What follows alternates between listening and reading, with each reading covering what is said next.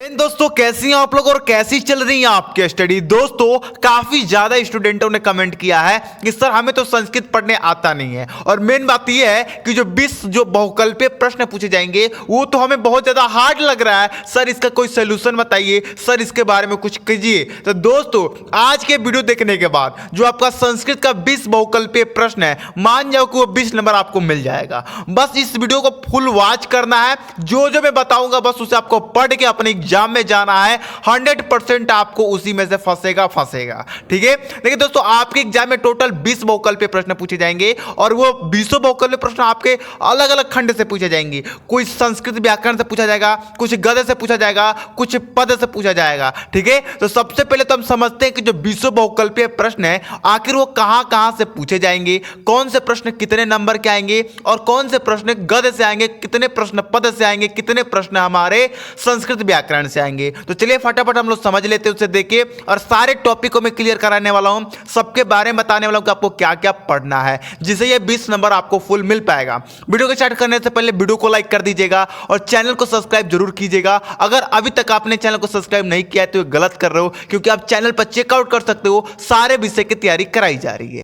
दोस्तों देखिए सबसे पहले हमें समझना है कि जो 20 बहुकल्पीय प्रश्न आने वाले हैं वो कहां से आने वाले हैं। ध्यान दीजिए, जो आपका 20 बहुकल्पीय प्रश्न होगा उसमें जो 1 और 2 बहुकल्पीय प्रश्न होंगे शुरू के, वो आपके गद्य से पूछे जाएंगे। आपको गद्यांश दे दिया जाएगा, उसको पढ़ना होगा, और उसको पढ़ने के बाद जो पहला और दूसरा प्रश्न होगा उसका टिक लगाना होगा। ठीक है। तो इसको कैसे सोल्यूशन है भाई, देखिए पहला व दूसरा प्रश्न का सोल्यूशन अगर आपको तैयार करना है, ये 2 नंबर पाना है, तो आपको इन चैप्टरों के सारे गद्यांश को पढ़ने होंगे। ठीक है। देखिए कवि कुलगुरु कालिदास का पढ़ लीजिए, नैतिक मूल्यांकन का पढ़ लीजिए, 20 कवि रविंद्र का पढ़ लीजिए, आदि शंकराचार्य का पढ़ लीजिए, संस्कृत भाषा गौरव का पढ़ लीजिए, लोकमान्य तिलक का पढ़ लीजिए। अब इन सारे में सारे गद्यांश को नहीं पढ़ना है, उन गद्यांश को पढ़ना है जो 2 या 3 बार आपके एग्जाम में आ गए हो। ठीक है। अगर आप चाहोगे तो अगर आप कमेंट करोगे तो सारे चैप्टर वाइज में लेके आऊंगा वीडियो। अगर आप कमेंट करोगे तो देखिए, कमेंट तो आप करते हो नहीं, तो मैं वीडियो कैसे लेके आऊं। अगर आप कमेंट किए तो सारे पर मैं एक ही वीडियो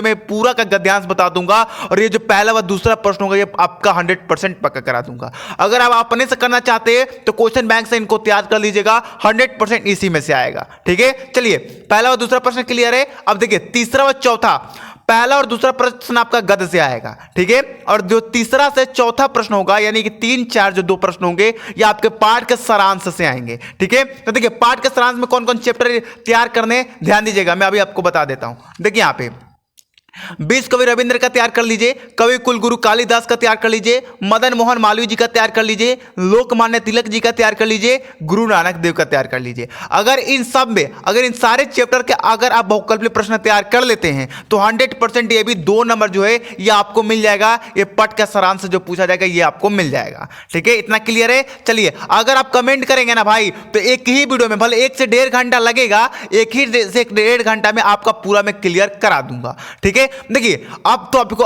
अभी आपको मैंने बता दिया कि जो 1 से दूसरा प्रश्न होगा वो गद्य से होगा, 3 से चौथा प्रश्न होगा वो आपके यहां पर सारांश से होगा, जो आपका 5 से 7 जो प्रश्न होगा बहुकल्पीय में वो पद से होगा, और पद में 4 सबसे इंपॉर्टेंट आपके चैप्टर हैं। अगर इनसे तैयार कर लेते हो बहुकल्पीय प्रश्न तो समझो कि ये भी आपका जो 5 से 7 यानी कि 5, 6, 7 ये भी 3 नंबर आपका पक्का हो जाएगा। लक्ष्य वेध परीक्षा चैप्टर बहुत इंपॉर्टेंट है, इससे बनने वाले बहुकल्पीय प्रश्न आप लोग तैयार कर लीजिए। सुक्ति सुधा बहुत इंपॉर्टेंट है, वेरी इंपॉर्टेंट है।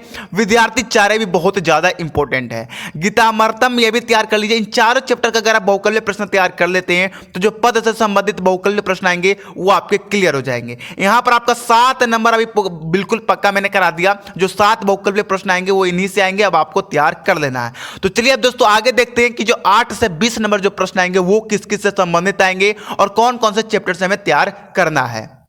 अब देखिए दोस्तों जो 8 व 10वां 8, 9, 10 ये जो तीनों प्रश्न होंगे ये कथा नाटक से आएंगे। देखिए आपको तो मालूम है कि जो आपका हिंदी का बुक है उसमें गद्य और पद ही बस है, लेकिन जो संस्कृत का बुक है उसमें गद्य, पद और कथा नाटक भी है। ठीक है। तो आपको यहां से जो 8 से 10 प्रश्न होंगे, यानी कि 8, 9, 10 जो बहुकल्पीय प्रश्न होंगे वो कथा नाटक से आएंगे, और इसमें कौन कौन से इंपॉर्टेंट चैप्टर है उसे ध्यान दीजिएगा। क्वेश्चन बैंक से आपको ये तैयार कर लेना है। ठीक है। अभी मैं आपको बताता हूं वो चैप्टर। देखिए यहां पर देखिए मैं चैप्टर रखा हूं महात्मा संस्मरणीय यानी महात्मा गांधी का जो चैप्टर बहुत इंपॉर्टेंट है, जीवित वाहन बहुत इंपॉर्टेंट है, सुमेधा जिसे आप युतिक पापस्य बोलते हो, रामानाथ, वैम भारतीय, दीपक, यानी कि इन सबसे अगर आप बहुकल्य प्रश्न तैयार कर लेते हो तो ये जो 8 से जो 10 नंबर बहुकल्य प्रश्न होगा ये भी आपका क्लियर हो जाएगा। ठीक है, तो आप लोग उन चैप्टर का तैयार कर लीजिएगा अपने क्वेश्चन बैंक से। और मैंने आपको बार बार बोल रहा है कि अगर आप कमेंट कीजिएगा तो एक ही वीडियो के अंदर 1 से 1.5 घंटा का वीडियो बनेगा, एक ही वीडियो के अंदर पूरा मैं कंप्लीट करा दूंगा।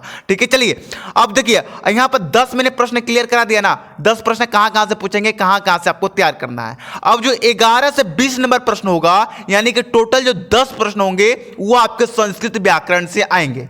अगर ये 10 नंबर पक्का करना है तो आपको ये सारे चीज पढ़ने होंगे, प्रत्याहार पढ़ना होगा, उच्चारण स्थान पढ़ना होगा, संधि या संधि विच्छेद पढ़ना होगा, विभक्त और वचन पढ़ना होगा, लकार पढ़ना पड़ेगा, लकार में लट लकार लोट लकार ये सारी चीजें पढ़ने पड़ेंगे, समास पढ़ना होगा और साथ में समास विग्रह भी पढ़ना पड़ेगा।